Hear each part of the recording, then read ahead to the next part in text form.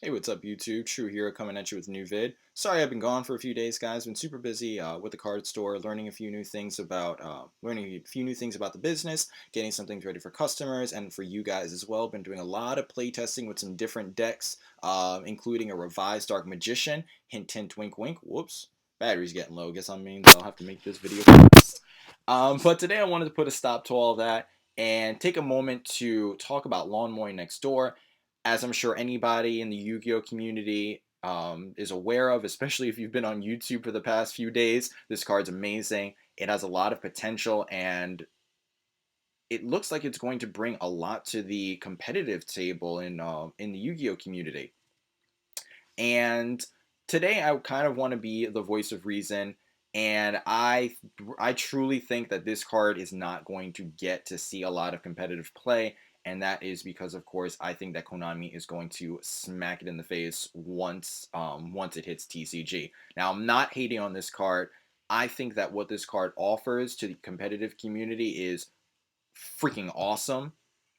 I love seeing older archetypes get a new breath of life, and I think that's what this card offers. We've seen this card play tested with Chaos, with Light Sworns, with Chaos Light Sworns. We've seen it play tested with Shadalls. If you guys haven't checked out, Slager has a video out that I think he made either yesterday or the day before, and he basically went with Lawnmower Next Door and milled 4 Shadal cards and got 4 effects off of his one Lawnmower Next Door. Great video. Props to him for it. If you guys haven't checked it out, it's a great discussion and a great demonstration as well. So I like that new archetypes are getting, as I said, they're getting a new breath of life. It makes it more interesting going to tournaments, going to regionals or locals, and it makes it harder in terms of siding and things of that nature. But I hate seeing just 2 or 3 archetypes dominating the competitive scene. It's boring going to a tournament and knowing that you're going to have to play 10 decks and 7 of them are going to be Necros. Like, that's just not interesting. That doesn't make for a good time. And I think that with Lawnmower Next Door, you're going to see a lot of different archetypes resurfacing. Again, mentioned Shadalls, Light Sworns, and Chaoses. You're going to be seeing a lot of 60 card decks, and a lot of arguments are being made against Lawn Mowing Next Door getting banned. For one thing, you have to run it in a 60 card deck in order for it to reach its full potential, and another thing, it's not searchable. Well, in terms of being searchable, I want to compare it to Sixth Sense. Sixth Sense is a card that got banned literally the day that it hit TCG. Konami put this card to 1, and in terms of milling prowess, Sixth Sense is mundane compared to Lawnmower Next Door. Sixth Sense, for those of you who can't remember, the most that you can mill with this card was 6. And in Lawnmower Next Door decks, I think the lowest I've seen somebody get off with a Lawnmower Next Door is 15. So you're going to be milling between 15 to 20 cards, which is triple the amount of Sixth Sense, which is absolutely crazy. And in terms of excuse me, and in terms of this card needing to be run in a 60 card deck in order to reach its full potential, guys, don't sleep on these 60 card decks and think that if they don't draw into Lawn Mowing Next Door, like, you're fine. Like, no, these decks that have been play tested are legit. If you haven't been around the Yu-Gi-Oh channels the last few days, I highly suggest you go check them out.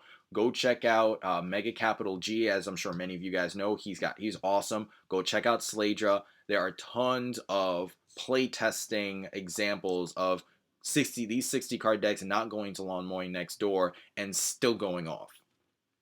Check them out. They're definitely a threat to the competitive field, which again I think is awesome. I think it's going to give us more variety, more things to worry about and play against, which is just going to make the game more interesting and more fun to play. We're going to have with Lawn Mowing Next Door are 2 things. One, Konami has always toed that line between letting letting one card or a set of cards get completely out of hand, and keeping them somewhat in check, allowing them to be overpowered, but keeping them reasonably in check.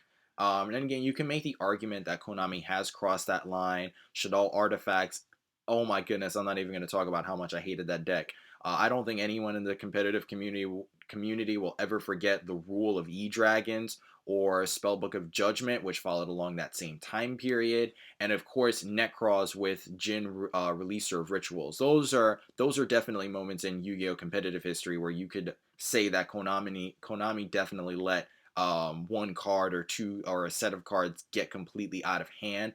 But Konami has really, for the most part, kept the game from entering into complete chaos. We've seen that with bans of Temple of the Kings, Dimension Fusion, which for those of you that know is just a much better version of Return from the Different Dimension, which is also banned, and Cyberstein. These are cards that were hit in the middle of a ban cycle, and that was to keep the game in check.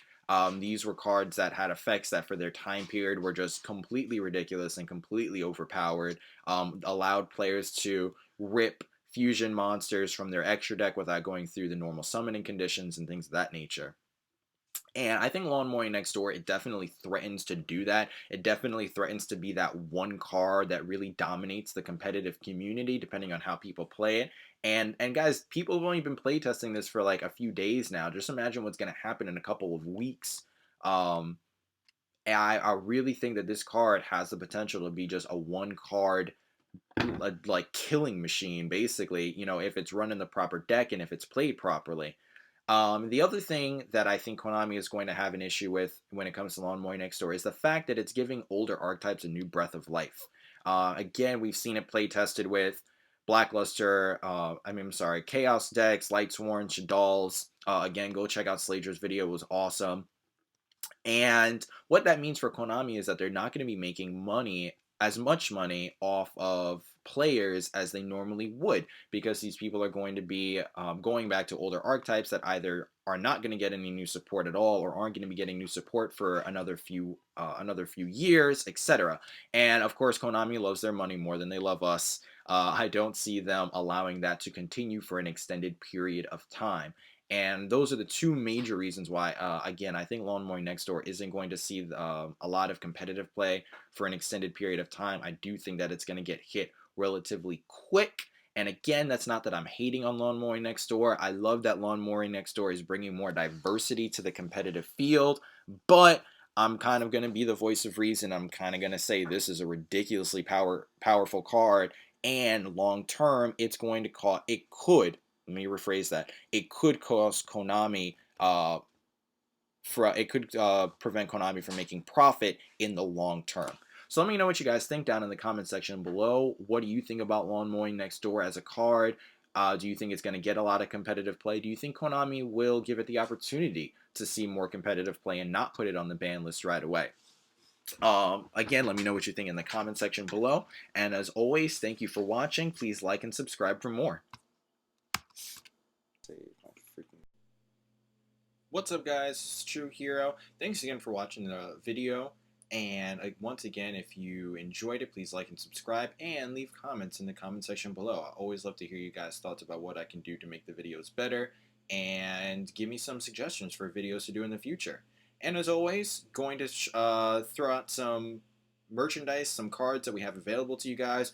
We just got some lots in merchandise, or some old merchandise, depending on how you want to look at it. We have a copy of Constellar Diamond, a Beaxia.